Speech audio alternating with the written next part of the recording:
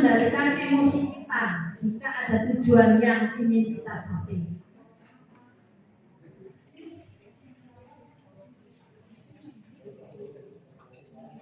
Nah, ini ada tujuan. Apakah mayoritas situasi nyata di sekitar kita memerlukan salisto? Apakah keseharian kita begitu bangun tidur yang langsung dilakukan adalah membaca, menulis dan berhitung? Alhamdulillah, berarti kita sudah memenuhi satu kebutuhan fisik. Nah, biasanya ini kita berada di jam-jam masalah.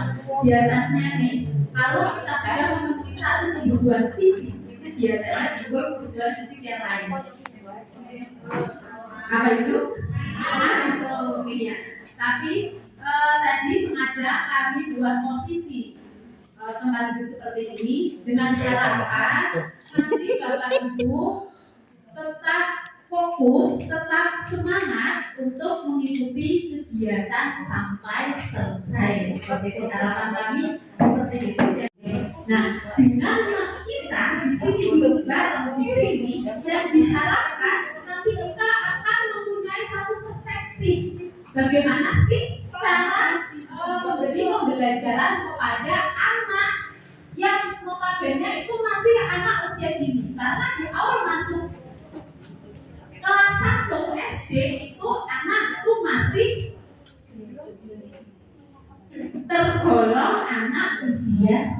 Jadi cara pembelajarannya pun jangan ujuk-ujuk seperti kita memberi pembelajaran untuk anak-anak kelas 6, kelas 5, kelas 4 seperti itu ya. Tapi kita sesuaikan dengan tahap-tahap perkembangan. Ya baiklah Bapak Ibu, untuk mengakhiri karena tadi dari tadi Bapak Ibu terus kayaknya kok jauh ya. Sekarang kita berdiri semua, ini sudah ada tempat kosong di tengah. Silahkan Bapak Ibu semuanya berdiri tempati tempat yang kosong ini. Bapak Ibu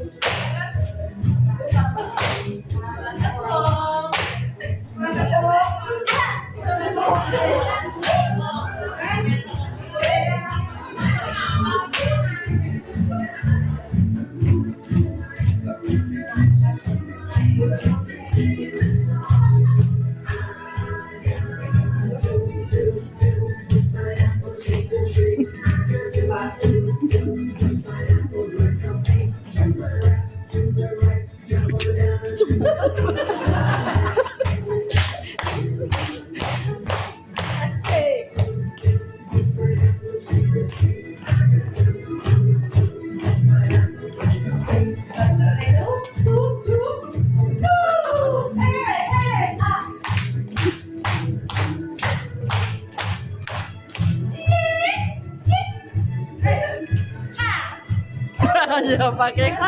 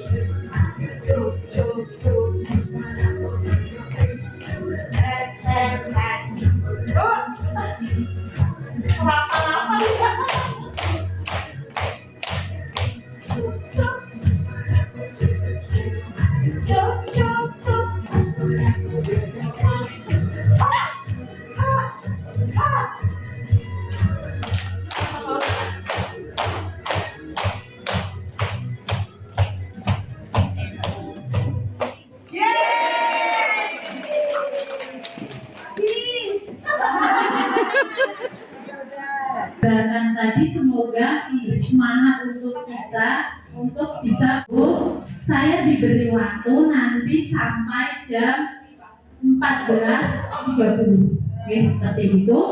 Yang nantinya akan dilanjutkan dengan RTL. Nah, baiklah Bapak Ibu, pada sesi ini kita nanti akan berdiskusi bersama tentang bagaimana merencanakan pembelajaran yang menguatkan transisi PAUD ke SD. Tentunya ini adalah pembelajaran yang menguatkan transisi PAUD ke SD yang menyenangkan seperti itu. Oke, perkenalan. Tidak usah perkenalan, walaupun saya bukan orang terkenal, tapi kayaknya yang ada di ruangan ini sudah kenal semuanya. Jadi kita skip saja. Terus untuk persiapan belajar, mari kita persiapkan. Kita di sini akan belajar bersama. Jadi di sini saya bukan seorang instruktur, bukan seorang guru, tapi kita nanti pembelajarannya akan menggunakan kelanjutan pembelajaran andragogi. Yang mana pembelajaran andragogi itu adalah pembelajaran orang dewasa. Jadi di sini saya adalah teman Bapak Ibu semuanya, bukan instruktur, tapi di sini teman yang mana nanti kita akan berdiskusi bersama tentang pembelajaran transisi PAUD ke SD yang menyenangkan. Nah, sebelum kita nanti akan berdiskusi bersama, mari kita membuat kesepakatan supaya kelas kita ini akan merasa nyaman. Bapak Ibu semua di kelas ini tetap akan merasa nyaman dan merasa aman. Jadi nanti kita membuat kesepakatan kelas dulu. Tadi Bu Yuhar tadi sudah menyampaikan sebelum pembelajaran baru itu sudah membuat kesepakatan dengan Bapak Ibu. Jadi di sini kita juga akan membuat kesepakatan bersama. Nah, yang pertama adalah menghargai sesama peserta. Sepakat apa tidak ini? Jadi antara peserta satu dengan peserta yang lain itu nanti saling menghargai. Sepakat? Baiklah. Yang kedua adalah satu berbicara semua mendengar. Seperti itu, sepakat?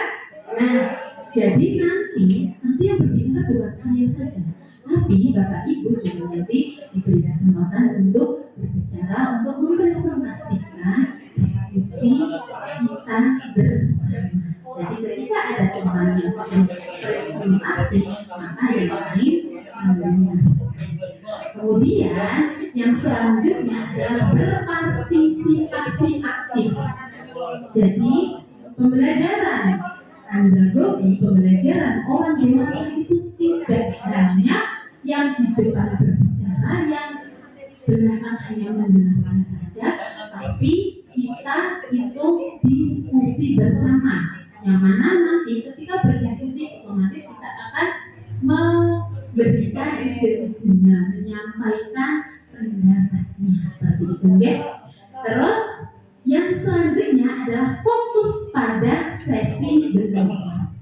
Maka mari kita hadirkan hati kita, mari kita hadirkan diri kita untuk sejenak berada di ruangan ini. Walau mungkin tadi di sini sudah dari jam 8, tapi kita mencoba fokus untuk mungkin kurang lebih satu jam ke depan. Untuk fokus kita nanti akan sharing bersama, diskusi bersama tentang pembelajaran transisi PAUD ke SD. selanjutnya adalah tidak meninggalkan kelas selama sesi. Sepakat tidak ini? Oke, tidak meninggalkan kelas selama sesi. Jadi kecuali kalau mungkin ada panggilan alam, silahkan keluar saja. Oke, seperti itu. Oke. Nah, yang diharapkan nanti setelah sesi ini bahwa Bapak Ibu nanti dapat melakukan aksi nyata penguatan transisi PAUD ke SD yang menyenangkan di awal tahun ajaran dan sepanjang tahun ajaran. Jadi kita perlu tegaskan di sini. Kalau tadi sudah disampaikan bahwa MPLS itu hanya 2 minggu, tapi apakah nanti pembelajaran yang menyenangkan itu hanya 2 minggu? Tentunya tidak. Jadi sepanjang tahun ajaran, mari kita ciptakan suasana yang nyaman untuk peserta didik kita. Mari kita ciptakan bahwa peserta didik kita itu bahagia di kelas kita. Nah, nanti yang diharapkan itu juga ada perubahan perilaku dalam memaknai pembelajaran bagi anak usia dini yang selama ini itu masih terkotak-kotak antara PAUD dan SD kelas awal. Nah, di sini mungkin Bapak Ibu masih ada miskonsepsi juga tentang kata-kata PAUD. Kalau kebanyakan yang namanya PAUD yang diketahui itu adalah PAUD yang kelompok bermain. Nah, mari kita satu persepsi bahwa PAUD itu terdiri dari 1 kelompok bermain, 2 tempat pendidikan anak, terus ada taman kanak-kanak, ada yang kalau di Kemenak itu ada BA, ada RA, ada DA, itulah yang namanya PAUD.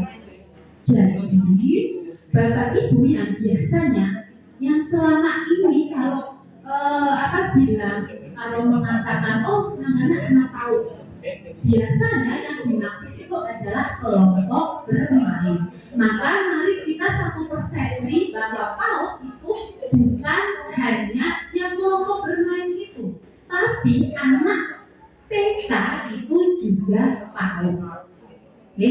Nah, anak PAUD itu ada yang 0 sampai 2 tahun itu biasanya ada 4 pendidikan anak.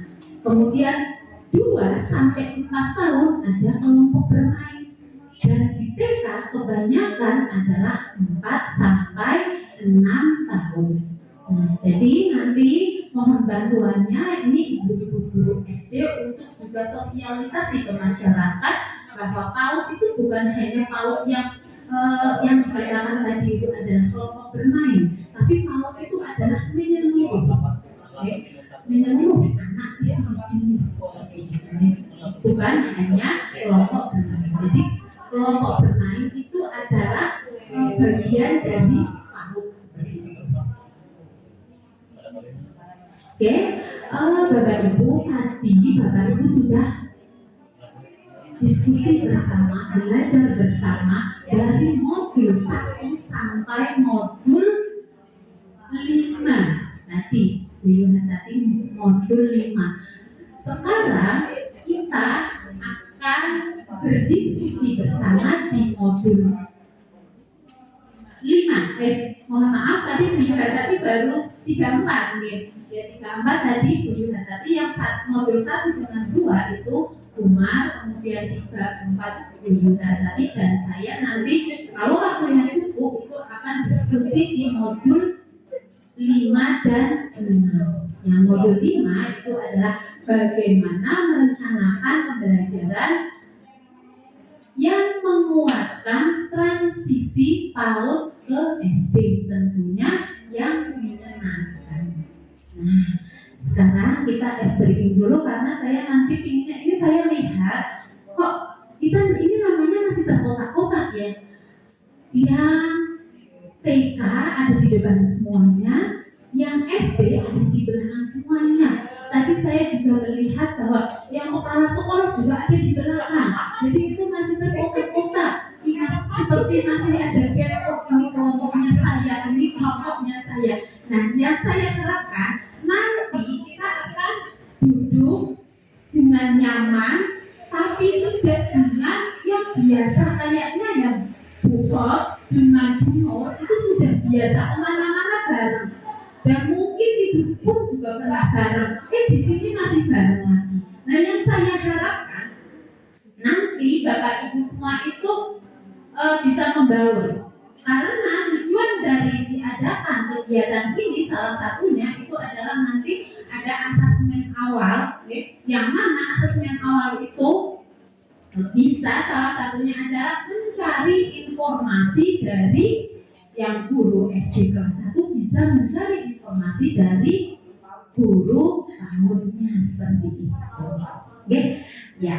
Siap-siap nanti kita akan membuat mungkin yang penting dalam satu meja ini bukan hanya guru TK saja, guru SD saja, tapi kita bareng-bareng. Jadi kita nanti akan sharing bersama. Karena tadi saya pas ketika duduk dengan di ruang sekretariat itu ternyata di SD itu masih banyak permasalahan, yang kaitannya itu tentang mungkin dasar-dasar literasi seperti itu, dasar-dasar numerasinya seperti itu. Jadi yang kita harapkan nanti Bapak Ibu ini bisa satu persepsi. Nah, bagaimana kita akan satu persepsi manakala duduknya juga sudah sendiri-sendiri seperti itu.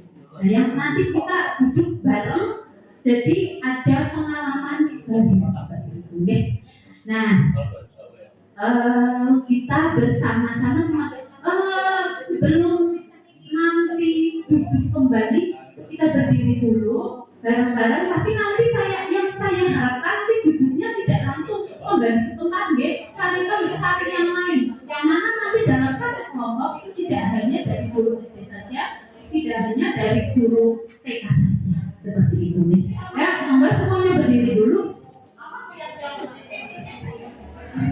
Oke, tangan ke atas menggapai bintang, tangan ke samping burungnya terbang, tangan ke depan tegak tenang. Nah, ini yang saya harapkan nanti berkelompok. Nanti kita buat kelompok 10 orang. Tangan ke atas, tangan ke samping, burungnya terbang, tangan ke depan. Mari bersama buat kelompok. Ayo, teman-teman, buat kelompok 10 orang. Ayo, 10 orang.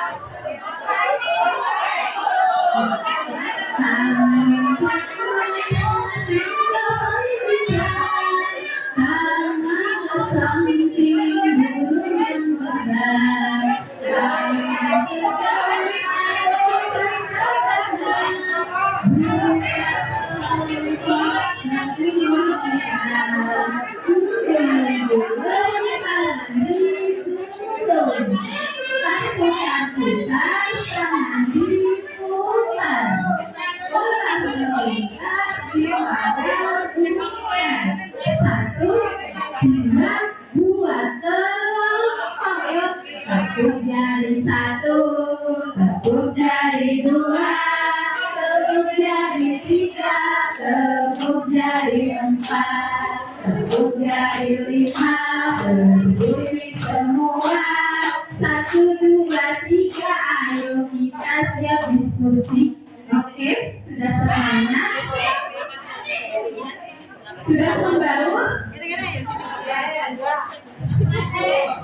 Iya.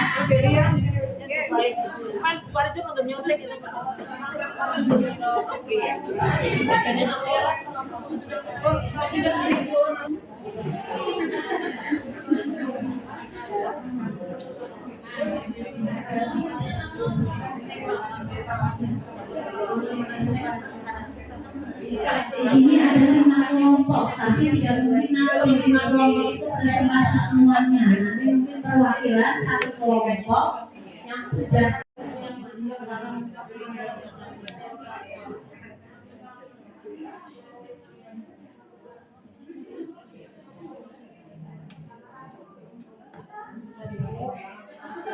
oke. Pada anak berhadiah, saya kalau nggak diperhatikan ngomongnya jadi berubah. Ini kebetulan bisa nge-make jadi senang. Assalamualaikum warahmatullahi wabarakatuh. Kami dari kelompok 1 akan bukan menjawab, mencoba menyampaikan pendapat kami untuk soal nomor 1. Seandainya sebagian besar murid-murid di kelas Anda adalah murid yang langsung masuk ke kelas 1 SD tanpa melalui PAUD, apakah Anda akan tetap melakukan asesmen awal atau langsung melaksanakan rencana pembelajaran yang telah Anda susun 1 Desember?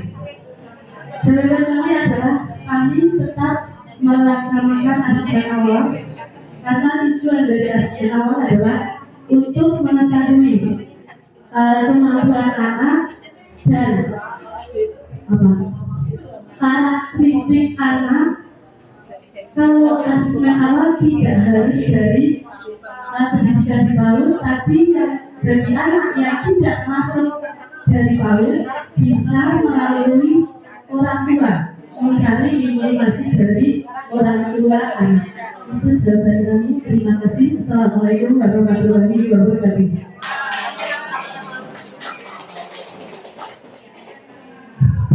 Dari kelompok 2 itu tetap akan melakukan asesmen awal karena asesmen awal itu perlu dilakukan untuk kita nantinya akan memetakan karakteristik atau kemampuan seperti itu. Nah, ini pasti yang soal nomor 2 pasti sudah selesai juga. Kelompok 1 sudah selesai untuk soal nomor 2, silahkan dipresentasikan. Sudah?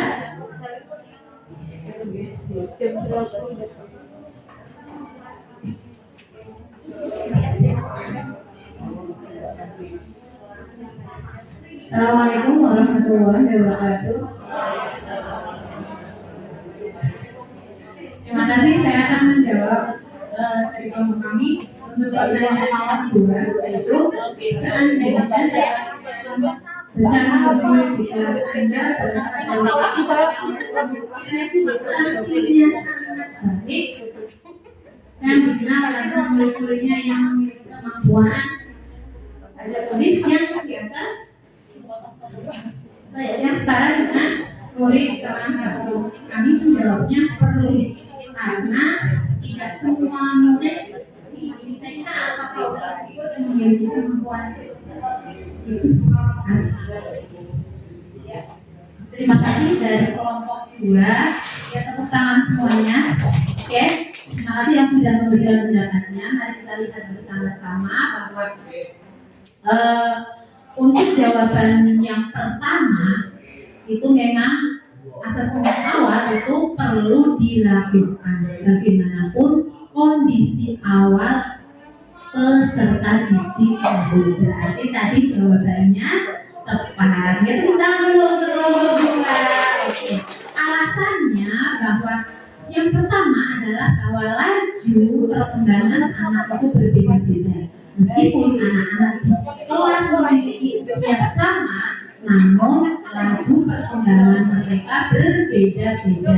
Banyak faktor yang mempengaruhi laju perkembangan anak. Di antaranya adalah gizinya sangat bertumbuh, kesempatannya berinteraksi, dan berkegiatan di rumah, kualitas pendidikan sebelumnya, dan masih banyak lagi termasuk stimulasi dari orang tua itu sangat mempengaruhi laju perkembangan anak. keadaan lingkungan sekitar rumah itu juga sangat mempengaruhi laju perkembangan anak.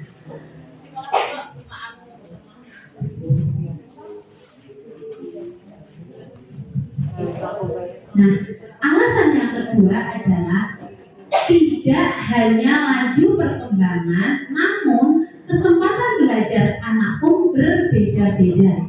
Tidak semua anak mendapatkan haknya untuk dibangun kemampuan fondasinya di PAUD. Ada pertanyaan satu, anak yang langsung masuk ke kelas 1 SD memiliki peluang yang lebih kecil untuk terbangun fase fondasinya. Oleh karenanya, guru perlu melakukan asesmen awal untuk mendapat data pemetaan anak-anak di kelasnya, sehingga dapat merancang pembelajaran yang dapat membantu peserta didik menguatkan kemampuan fondasi. Untuk jawaban yang kedua tadi sudah dipresentasikan oleh kelompok 1, yang bahwa asesmen awal itu tetap perlu dilakukan untuk mendapat kemampuan fondasi anak secara holistik, secara menyeluruh. Walaupun anak-anak itu sudah berasal dari TK yang berkualitas, tapi tetap kita harus melakukan asesmen seperti itu. Nah, alasannya bahwa baca, tulis, hitung itu merupakan bagian kemampuan literasi. Guru perlu mendapat gambaran umum kemampuan fase fondasi secara utuh seperti berikut ini. Yang pertama, mengenal nilai agama dan budi pekerti. Yang kedua, kematangan emosi yang cukup untuk berkegiatan di lingkungan belajar. Yang ketiga, keterampilan sosial dan bahasa yang memadai untuk berinteraksi sehat dengan teman sebaya dan individu lainnya. Kemudian alasan yang keempat itu adalah pemaknaan terhadap belajar yang positif. Yang kelima, pengembangan keterampilan motorik dan perawatan diri yang memadai untuk dapat berpartisipasi di lingkungan sekolah secara mandiri. Dan yang terakhir adalah pematangan kognitif yang cukup untuk melakukan kegiatan belajar. Nah, jadi kesimpulannya, bagaimanapun kondisi awal peserta didik, Bapak Ibu tetap perlu melakukan asesmen awal untuk mendapatkan gambaran secara utuh kemampuan fondasi murid-murid di kelas Bapak Ibu. Nah, setelah mendapatkan informasi utuh dan holistik dari hasil asesmen awal yang sering kita sebut asesmen diagnostik, bahasa kerennya itu asesmen diagnostik, asesmen awal. Bapak Ibu dapat menggunakannya untuk merancang tujuan pembelajaran dan menyesuaikan strategi pembelajaran supaya pembelajaran menyenangkan dan bermakna bagi peserta didik di kelas. Nah, perlu kita ketahui bersama bahwa asesmen awal itu bertujuan untuk mengidentifikasi kompetensi, kekuatan, kelemahan peserta didik sebagai rujukan dalam merencanakan pembelajaran sesuai kebutuhan. Nah, asesmen awal sangat bermanfaat bagi guru untuk mengembangkan pembelajaran yang menyesuaikan kebutuhan dan karakteristik peserta didik yang tadi sudah disebutkan oleh kelompok 2, sehingga dapat melaksanakan pembelajaran berdiferensiasi. Nah, kita sekarang itu sudah tidak asing lagi dengan pembelajaran berdiferensiasi. Apalagi sekarang adanya program guru penggerak itu pada intinya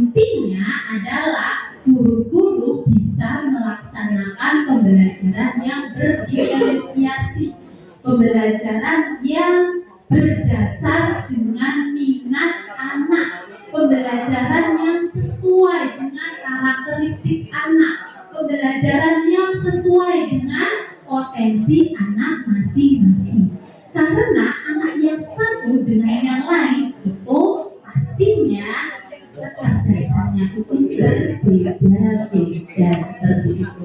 Ini kalau yang kita kayaknya sudah tidak asing tentang pembelajaran berdiferensiasi karena selama ini kami sudah melaksanakan. Tapi kalau yang SD mungkin masih perlu penyesuaian seperti itu karena mungkin tuntutan dari kurikulum bahwa harus selesai materi ini, harus selesai materi ini sehingga pembelajaran berdiferensiasi itu belum bisa terlaksana dengan baik.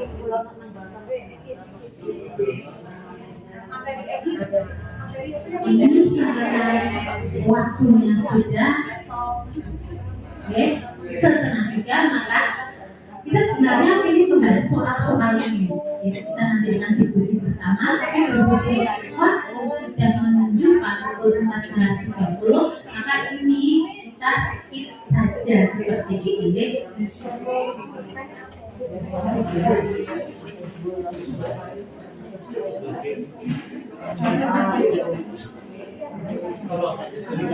Mungkin yang terakhir saya sampaikan bahwa kemampuan anak usia dini memerlukan stimulasi dari berbagai aspek perkembangan. Meskipun sebuah kegiatan dirancang untuk menyasar perkembangan tertentu, kegiatan yang dirancang sebaiknya dapat mengakomodasi aspek perkembangannya. Oke, untuk yang modul 5 cukup saya sampaikan di sini, guys, karena waktu sudah menunjukkan jam 2:30, maka kita akan mencoba sedikit ini untuk diskusi. Saya harus menyampaikan untuk modul 6.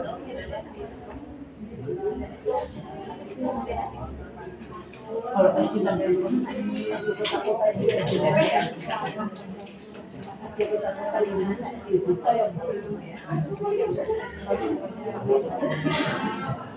Oke, Bapak Ibu, mohon maaf, waktunya tambah sedikit lagi, yaitu untuk modul 6, bagaimana melaporkan pembelajaran yang menguatkan transisi PAUD ke SD. Jadi nanti kita akan ini adalah cara memperoleh informasi mengenai capaian anak melalui asesmen.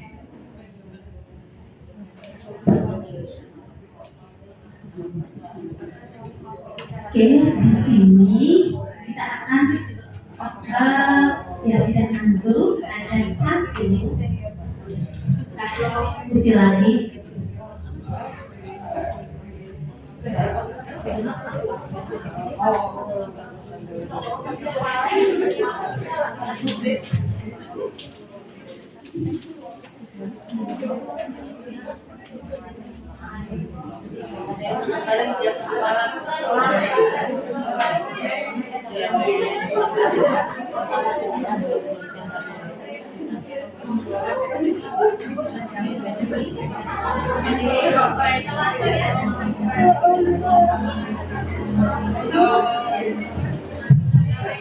Oke, Bapak Ibu, sedikit lagi saya masih diberi waktu 15 menit. Itu nanti Bapak Ibu menyelesaikan satu soal.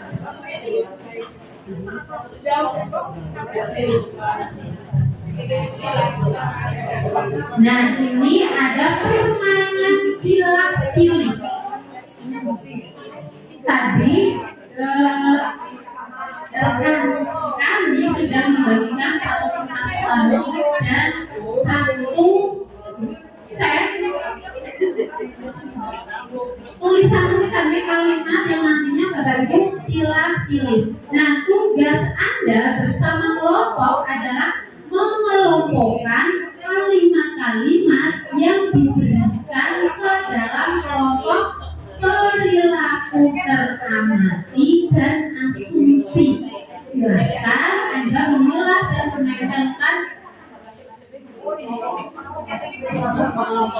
Silakan Anda memilah dan menempelkan kalimat sesuai kategorisasi yang disepakati oleh kelompok.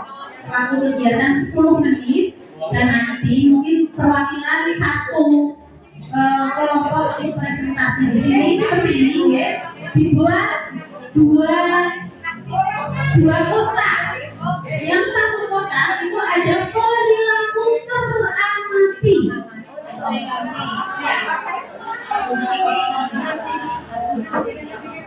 Yang satu kotak itu perilaku teramati, yang satu kotaknya itu asumsi. Coba Bapak Ibu bilang dan dipilih mana yang termasuk kalimat perilaku teramati dan mana yang termasuk kalimat asumsi. Coba dikerjakan. Jadi diskusikan dengan teman-teman yang ada di kelompoknya masing-masing. Ditempel itu sudah diberi lem. Silakan ditempel mana kalimat yang termasuk teramati dan mana kalimat asumsi.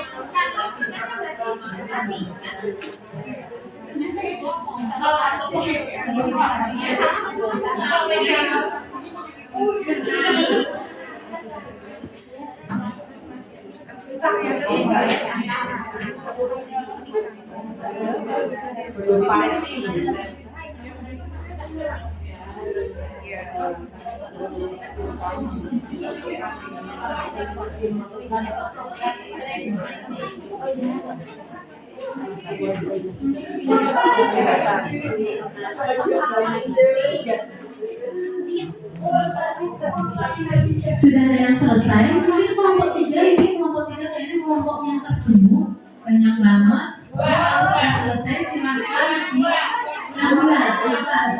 Ya.